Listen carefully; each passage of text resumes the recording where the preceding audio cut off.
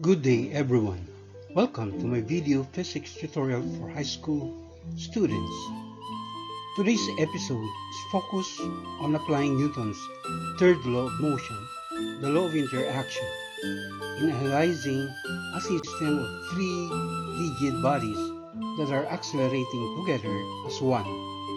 In the last episode, we had a system accelerating on a frictionless horizontal surface.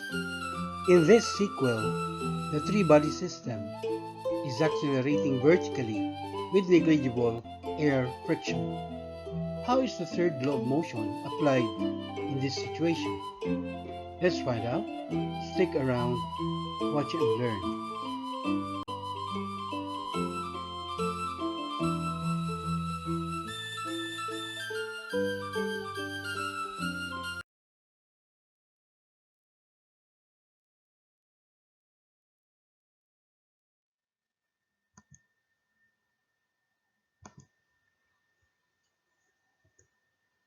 This is the question.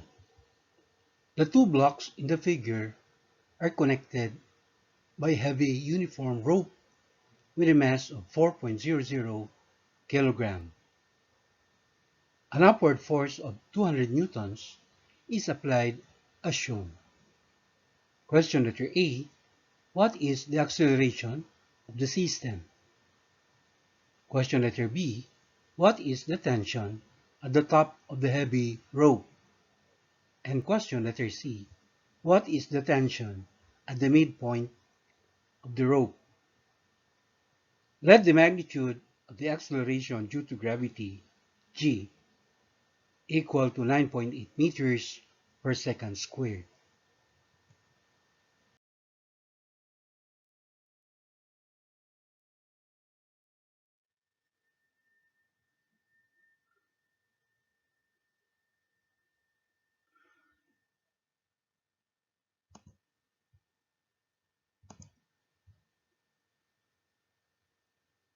With the help of free body diagrams, we first identify the vertical forces acting on each body mass. For the upper block with mass of 6.00 kg, there's the applied upward force 200 newtons, the weight of 59 newtons directed downward, and the downward pull of the rope, which we label as T sub 21. For the uniform rope, alright, the mass of the rope is 4.00 kg. Its weight is 39 newtons, and this force is directed downward. The upward force exerted by the upper block on the rope, which we label as T sub 1, 2, and the downward pull of the lower block, which we label as T sub 3, 2. And finally, for the lower block, there's the downward weight, which is 49 newtons. And we have also the upward pull of the rope, which is labeled as T sub 2, 3. All right?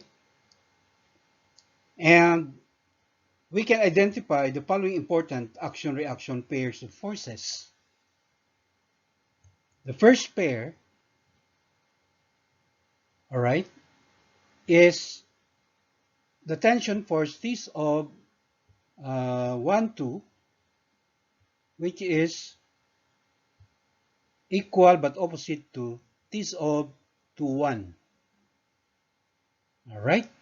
And another action-reaction pair is T sub 2, 3, all right, which is equal but opposite to the tension force T sub 3, 2.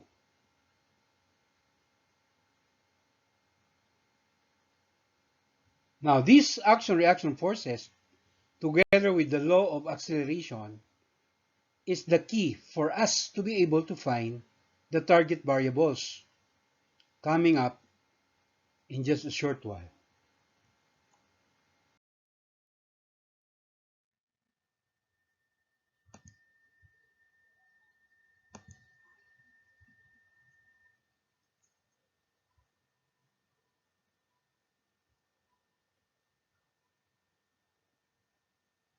The first target variable is the acceleration of the system. And using the formula for the second law, A equals F net over the mass. In this case, we are referring to the total mass, or the mass of the two blocks plus the mass of the heavy rope.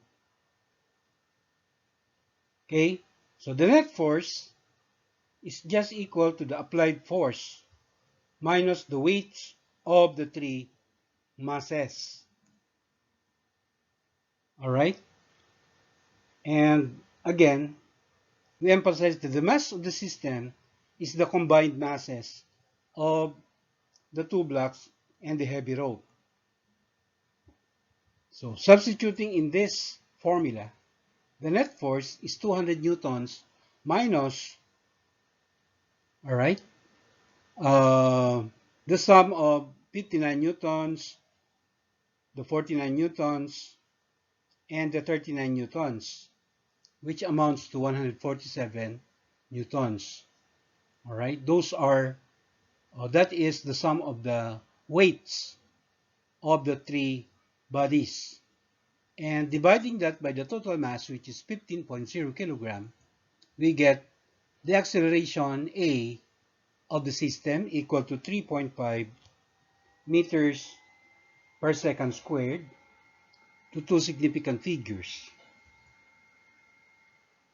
So this means each composite body, that is, the upper block, the heavy rope, and the lower block, each of them is accelerating by 3.5 meters per second squared in the upward direction. So for question letter B, okay, we are looking for the tension force at the upper part of the rope. All right, and we can use the first free-body diagram for the upper block. The pulling force of the rope on the upper block is represented here by T sub 21.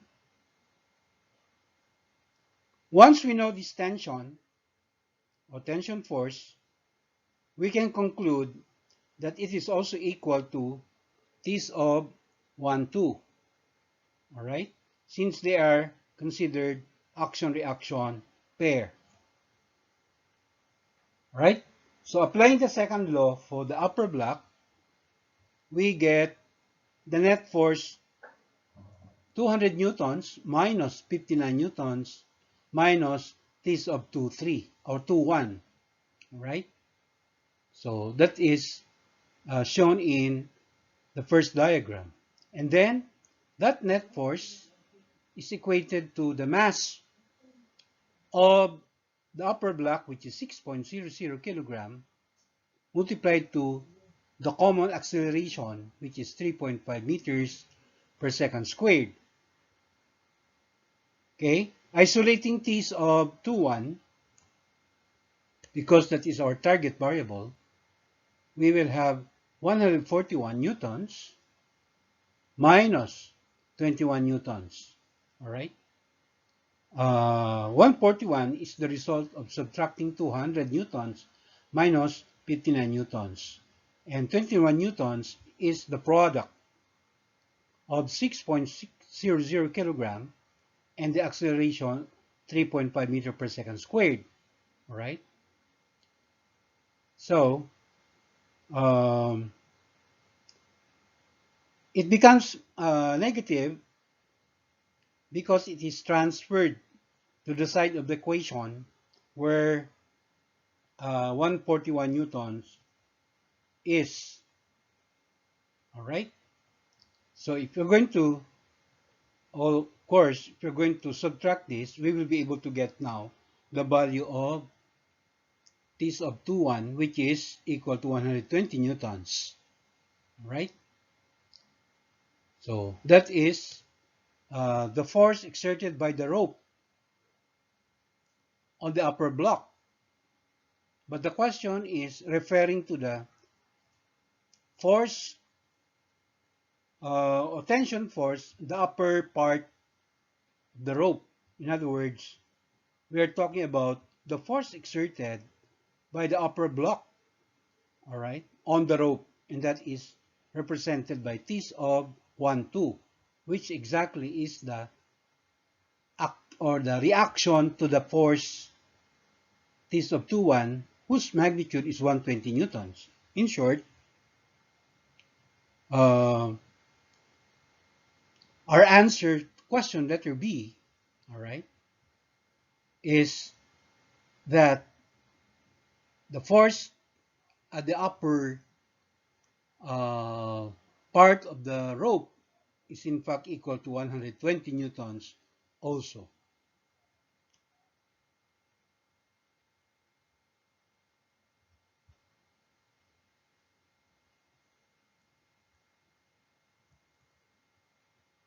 And moving on to question letter C,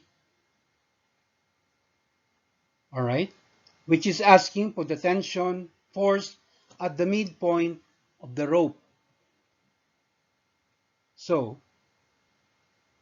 to calculate for this force, we just refer to the second diagram, right? The second diagram shows the forces acting on the rope, all right? So the target variable here is of course the tension force on the rope exerted by the lower block, represented by T of 3, 2. All right. So again, we use the law of acceleration for the accelerating heavy rope. The net force on the rope is equal to T of 1, 2. All right. T of 1, 2 minus the weight of the rope, labeled here as W2, and minus T of 3, 2, which is our target variable. And that is equated, of course, to the mass of the rope, M2, and the common acceleration, A. So substituting, we get 120 newtons. This is the force of T of 2, 1, computed in letter B. All right? Which is the action or the reaction force of T of 2, 1. And then we subtract the weight of the rope, which is 39 newtons, okay, minus the target variable T of 3, 2, and that will be equated to M2. All right, M2, the mass of the rope, is equal to 4.00 kilogram times the common acceleration, which is 3.5 meter per second squared. And then again, we isolate the target variable T of 3, 2, right? So T of 3, 2 is simply 81 newtons. That is the difference between 120 and 39 newtons. All right? And 40 newtons is the result of multiplying 4.00 kilogram by 3.5 meters per second squared, and it is transferred to the left side of the equation together with 120 newtons minus 39. All right? So, in short, the magnitude of T of T sub 3, 2, which is our target variable, is equal to 67 newtons. So that's the answer to question letter C.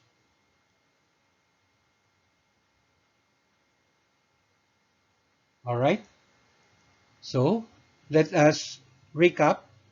Our answer for the first question, letter A, acceleration of the system, this is equal to 3.5 meters per second squared. And for letter B, how much force is exerted at the upper part of the rope? And that is referring to the force exerted by the upper block on the rope. All right, which has a magnitude of 120 newtons.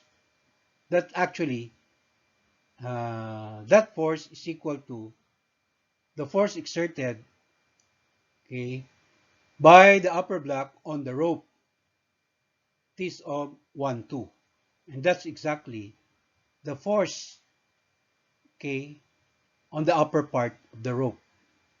And in question letter C, we were looking for uh, the force at the midpoint of the rope. All right, and that is the same as the force of the tension T of 3, 2, which is also the force exerted by the lower block on the rope. And the magnitude of that force, T of 3, 2, is equal to 67 newtons. As a challenge for you guys, what do you think is the net force on the lower block? All right. So, if you have the answer, just write it in the comments. We have a free body diagram, okay, for the forces acting on the lower block. You may refer back to that uh, portion, okay, and then just follow our method of determining the net force acting on the lower block. So that completes our discussion for this video tutorial. Till the next episode, inshallah.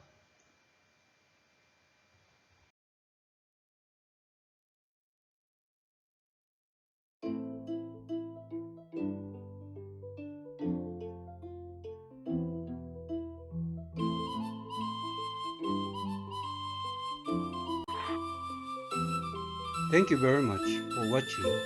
Please follow me in my FB page, and please don't forget to subscribe to my YouTube channel.